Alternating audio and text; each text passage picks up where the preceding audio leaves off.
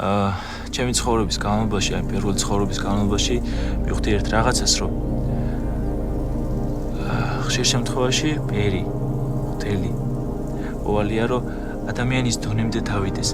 ადამიანს ჯერ საკუთარი თავი დაანახოს და შემდეგ აქედან გამომდინარე, უბრალო ადამიანობიდან გამომდინარე, შემდეგ დაანახოს ღმერთი და მიიყვანოს ღმერთამდე.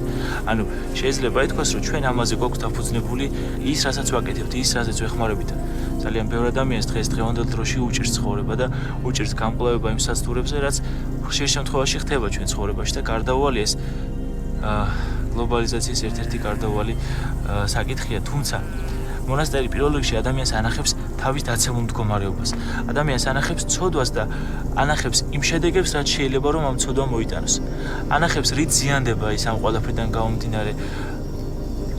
ანახებს საიდან მოდის ეს ყველაფერი, ვისგან მოდის და რა შეიძლება ამან მოიტანოს საბოლოო ჯამში. ანუ როცა ადამიანს ამას ანახებ და ადამიანს თავის მდგომარეობას აჩვენებ, ის ამ ყველაფერს აანალიზებს, იქიდან გამომდინარე, რომ თითოეულში არის ჩადებული სინდისის ხმა. და სინდისის ხმა ყველას ვკარნახობს, რა სწორია ჩვენთვის და რა არასწორი. ჩვენ ვცდილობთ, რომ ადამიანში ეს სინდისის ხმა გავაღვიძოთ და შემდეგ მთავარ გასაკეთებელს ისაკეთებს.